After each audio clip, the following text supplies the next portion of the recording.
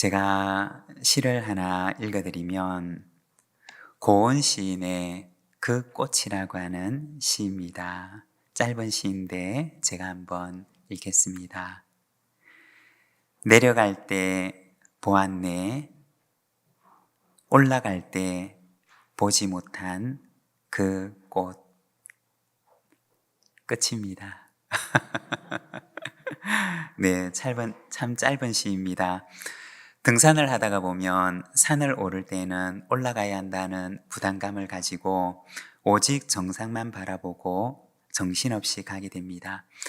그래서 주변의 아름다운 광경들도 경치들도 감상할 여유가 없이 오직 목표만 바라보며 그곳을 향해 가게 됩니다.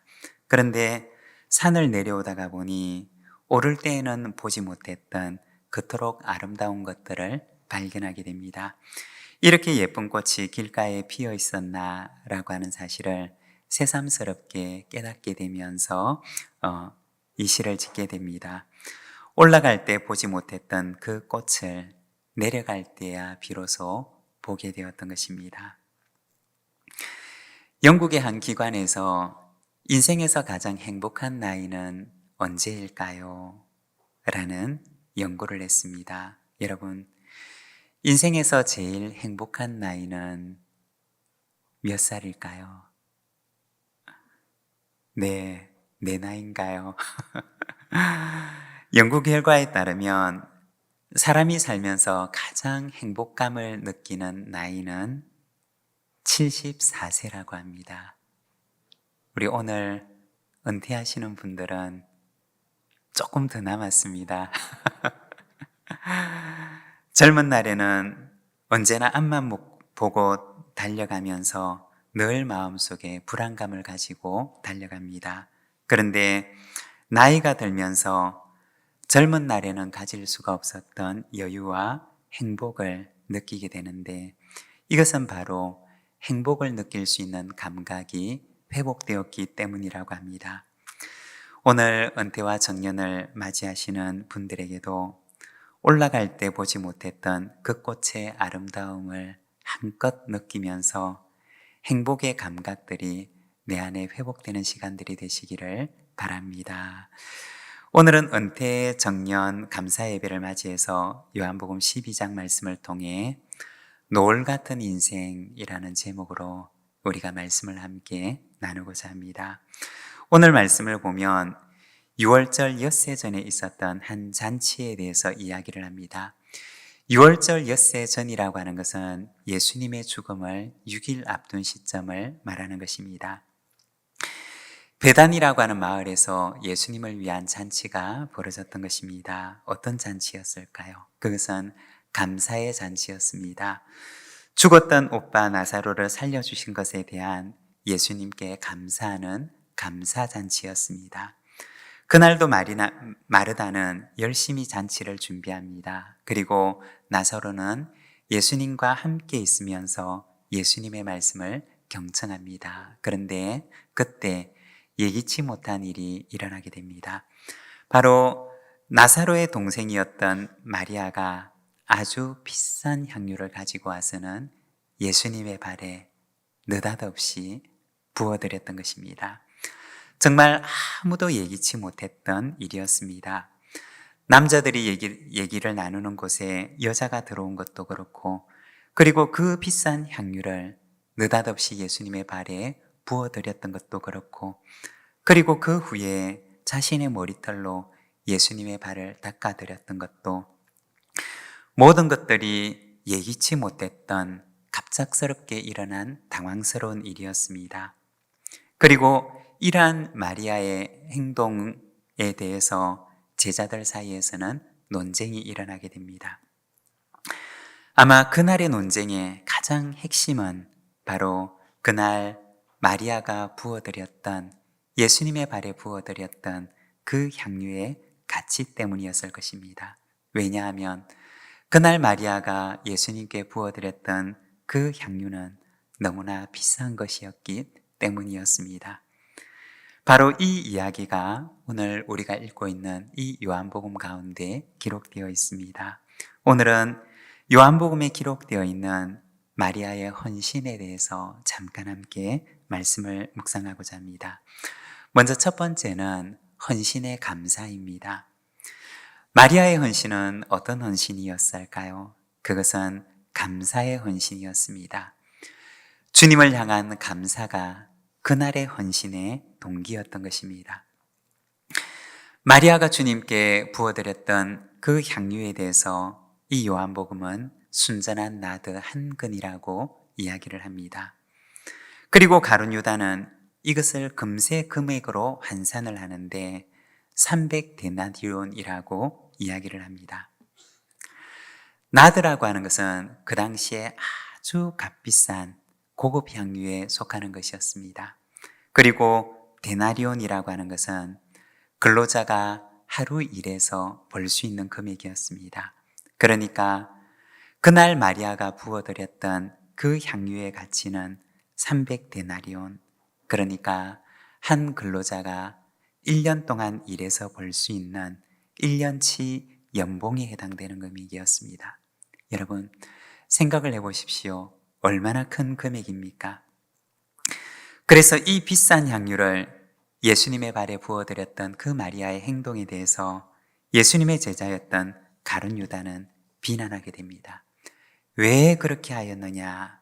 라고 하면서 이 마리아를 책망하고 또 그의 행동을 비난합니다. 그러면 마리아는 왜 그랬을까요? 예수님의 제자마저 비난할 그 일을 마리아는 왜 했던 것일까요? 그것은 그가 가지고 있었던 향유의 가치보다 그가 주님께 드리고 싶은 감사의 마음이 더 컸기 때문이었습니다. 그가 가진 향유의 가치보다 그가 주님께 드리고 싶은 감사의 마음이 더 컸기 때문에 마리아는 그날 그 비싼 향유를 주님께 부어드렸던 것입니다. 마리아의 헌신의 동기는 무엇이었느냐? 그것은 주님을 향한 감사였습니다.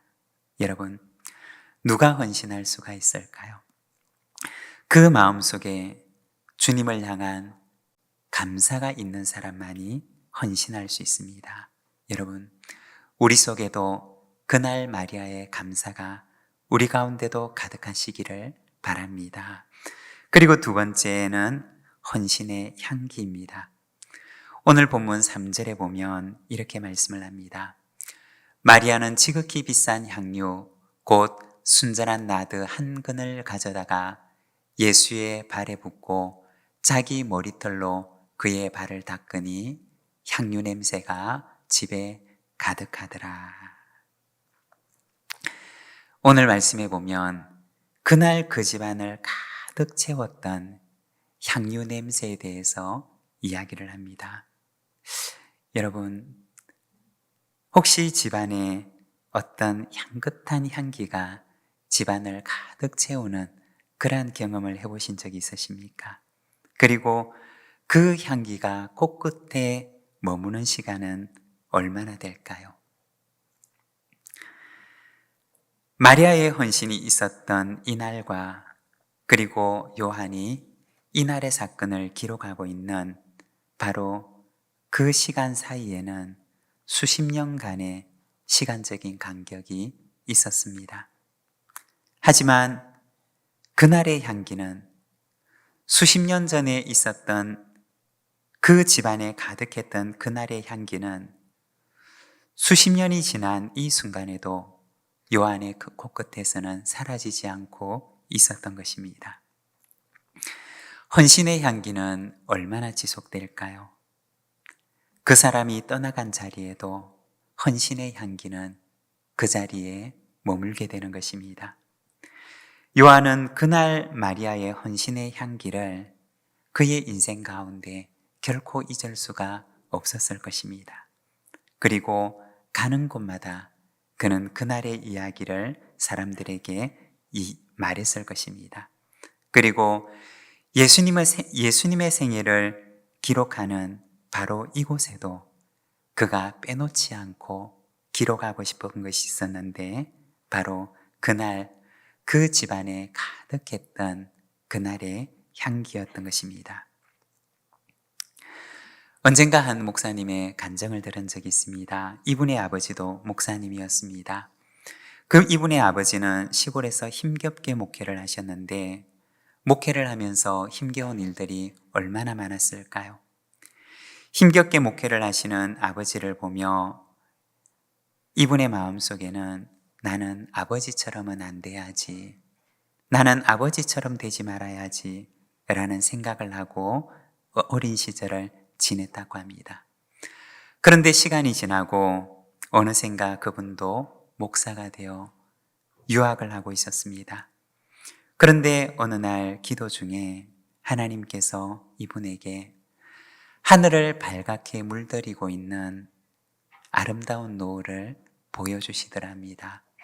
그리고는 말씀하시기를 이것이 너의 아버지의 노을이다 라고 하시더랍니다. 이분은 어린 시절 늘 마음속에 나는 아버지처럼 되지 말아야지 라는 그 마음을 품고 살았는데, 그런데 어느 날 하나님께서 너무나 아름답게 빛나고 있는 저녁 노을을 보여주시면서 이것이 너의 아버지의 노을이다 라고 이야기를 하시더랍니다. 여러분, 우리가 노을을 생각해 보면 노을은 저녁 하늘에만 생기는 현상입니다. 하루를 힘차게 달려왔던 수고로운 해에게만 하나님께서 선물처럼 주시는 빛이 바로 노을입니다. 이 노을은 자기를 드러내지 않습니다. 노을의 빛은 자기를 빛나게 하지 않습니다. 그 노을은 온 세상을 물들이는 가장 아름다운 빛입니다. 그리고 그 노을의 빛은, 하늘을 물들이는 그 노을의 빛은 하나님께서 받으시는 빛입니다. 온 하늘을 밝게 물들이는 그 붉은 빛은 바로 하나님께서 받으시는 노을의 빛인 것입니다. 저는 마음속에 한 가지 소망이 있습니다. 저의 마지막 시간들이 하나님께서 받으시는 노을 같은 빛이 되게 해주십시오 라는 소망이 있습니다. 여러분, 노을은 지는 빛이 아닙니다. 노을은 사라지는 빛이 아닙니다. 노을은 하루 종일 그 하루 종일 힘차게 달려왔던 그 해에게 주시는 하나님의 선물이며, 그리고 온 세상을 아름답게 물들이는 세상에서 가장 아름다운 빛입니다. 오늘 정년과 은퇴를 맞이하시는 여러분, 노을처럼 하나님께서 아름답게 받으시는 여러분들의 삶이 되시기를 바랍니다. 누군가의 아버지로, 또 누군가의 어머니로, 교회에서는 집사로, 권사로, 장로로 지나온 70년을 힘겹게 달려왔던 여러분에게 하나님께서 아름다운 노을 같은 빛의 은혜를 여러분들에게 허락해 주시기를 바랍니다. 여러분이 지나간 자리에는 주님께서 주님을 위해, 그리고 가정을 위해 헌신했던 헌신의 향기가 여러분과 여러분의 가정에 가득할 것입니다. 그리고 하나님 나라가까지 그 향기가 가득할 줄로 믿습니다. 오늘 은퇴와 정년을 맞이하시는 여러분 축복하며 하나님의 은혜가 여러분 가운데 함께 하시기를 바랍니다. 기도하겠습니다.